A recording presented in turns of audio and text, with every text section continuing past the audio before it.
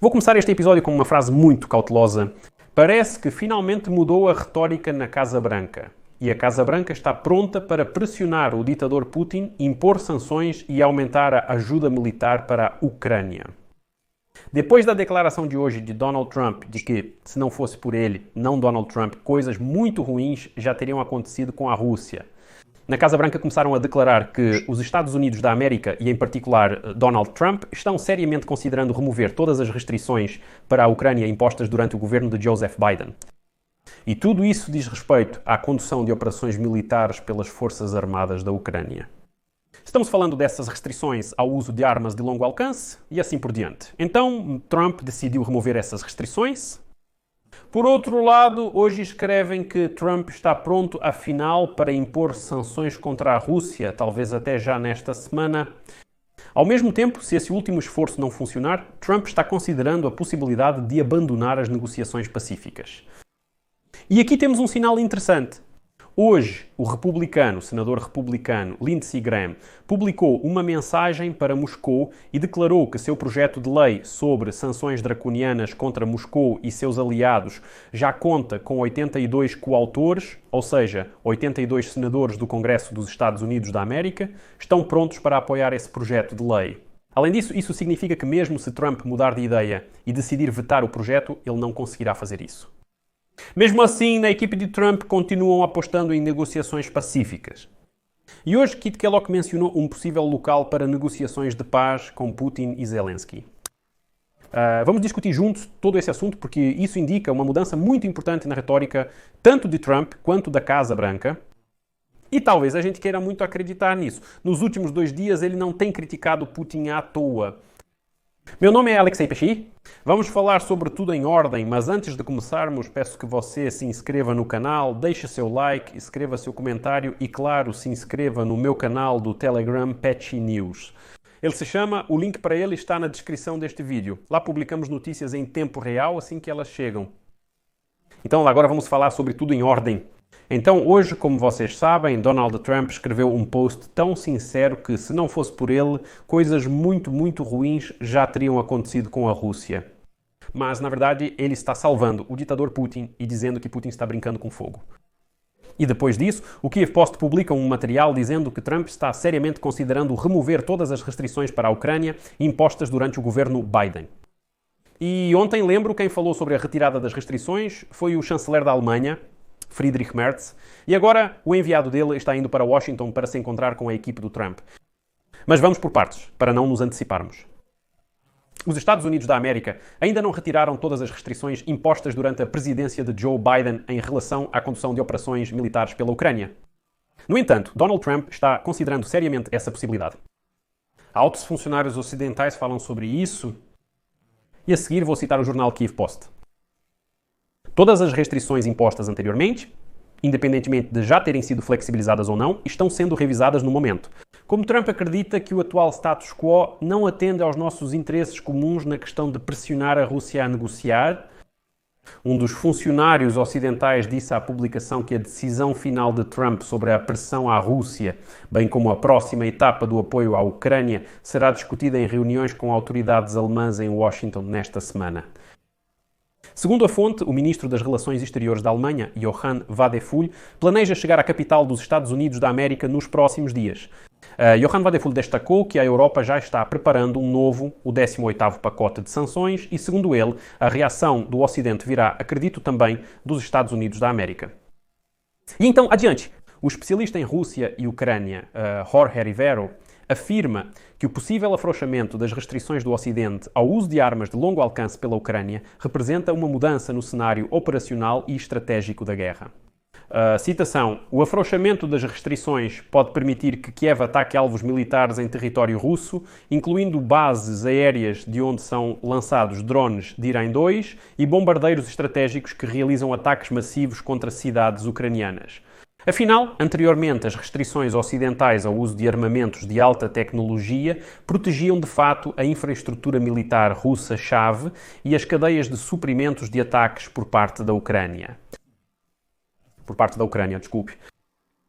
A remoção dessas restrições pode mudar a tática. permitindo que a Ucrânia interrompa as estruturas logísticas e operacionais que sustentam os esforços militares da Rússia. Esse desdobramento provavelmente vai complicar o planejamento operacional da Rússia e ameaçar a estabilidade do abastecimento, sobre a qual a campanha de Moscou se sustenta desde 2022. E só para lembrar, hoje o presidente Zelensky declarou que houve uma reunião desse tipo entre militares. E estão sendo preparadas algumas decisões junto com os parceiros. Sobre os chamados ataques de retaliação em todo o território da Rússia, em resposta ao que eles estão fazendo com o nosso país, bombardeando-o com drones e mísseis. Ao mesmo tempo, esta semana ou os próximos dias podem ser realmente decisivos, porque aqui está sendo discutida a retirada das restrições. Ao mesmo tempo, está sendo escrito que Trump está pronto para impor sanções contra a Rússia nesta semana. Trump está considerando a possibilidade de impor sanções contra a Rússia nesta semana, pois está cada vez mais desapontado com os ataques contínuos à Ucrânia e com o ritmo lento das negociações de paz. Sobre isso está sendo escrito. Segundo fontes da publicação, as restrições provavelmente não incluirão novas sanções bancárias. Mas estão sendo discutidas outras opções de pressão sobre Putin para forçá-lo a fazer concessões, incluindo um cessar-fogo de 30 dias. No entanto, como escreve a publicação, Trump também pode decidir não impor novas sanções e, em vez disso, sair das negociações. Segundo pessoas familiarizadas com seu pensamento, Trump também está cansado das negociações de paz e considera a possibilidade de desistir delas se o último esforço não funcionar. Ao mesmo tempo, não está claro o que acontecerá se os Estados Unidos da América se afastarem do processo de paz e se Trump continuará a fornecer apoio militar à Ucrânia. Como declarou recentemente a porta-voz da Casa Branca, Karoline Leavitt, citação: "O presidente Trump deixou claro que quer ver um acordo de paz alcançado por meio de negociações. O presidente Trump também sabiamente mantém todas as opções sobre a mesa."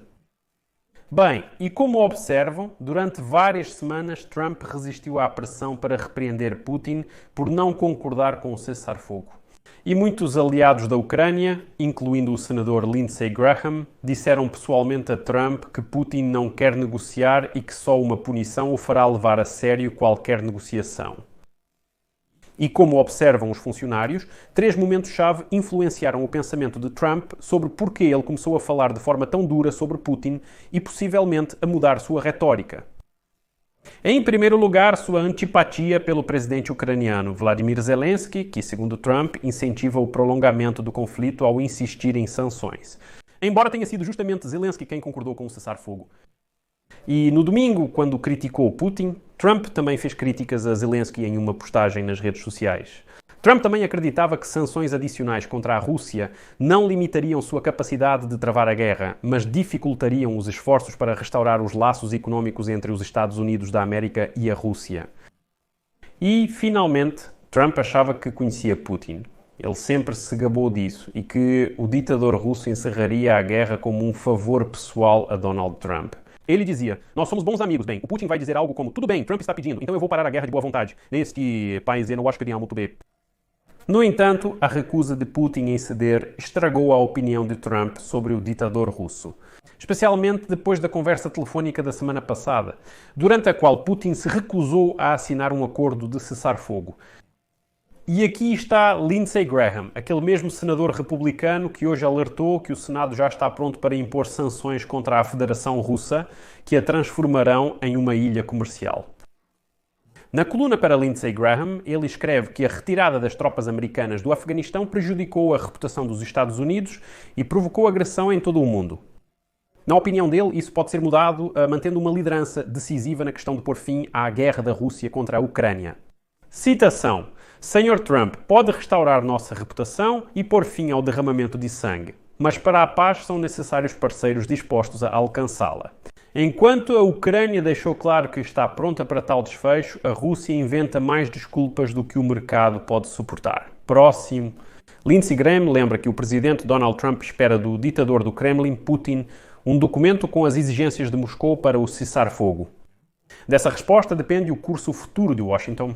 Segundo ele, o Senado está pronto para ambas as opções.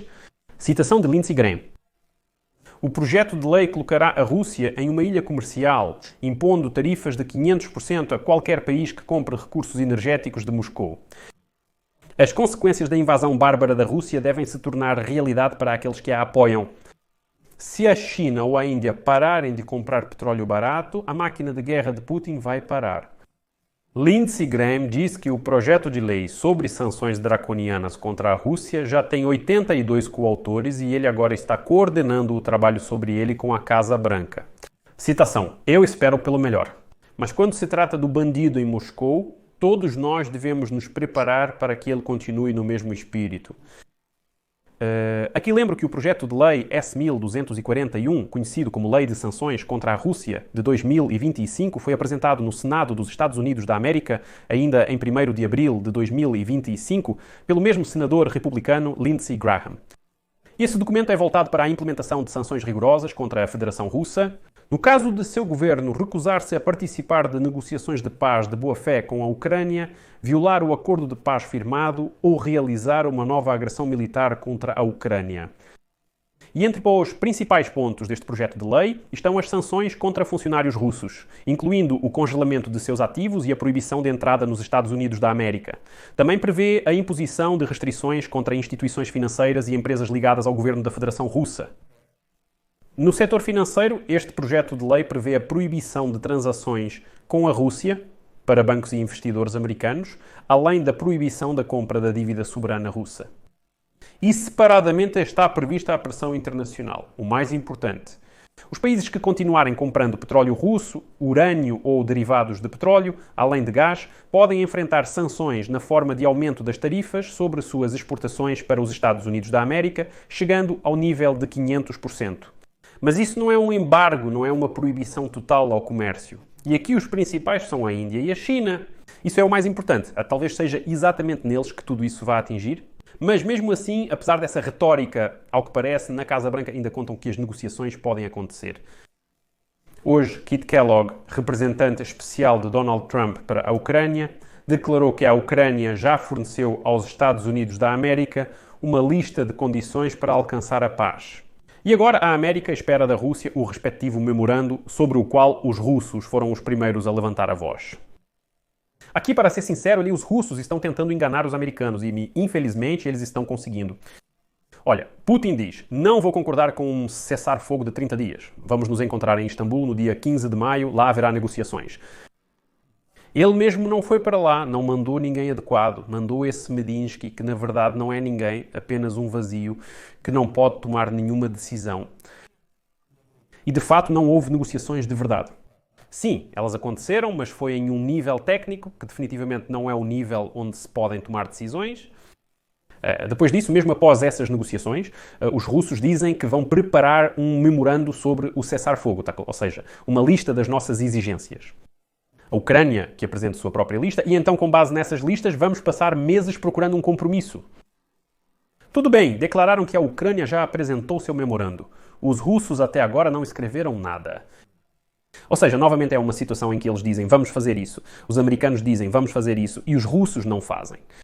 Bem, e segundo Kit Kellogg, assim que os Estados Unidos da América receberem esse memorando do lado russo, será possível organizar uma reunião entre Ucrânia e Federação Russa para negociações de paz.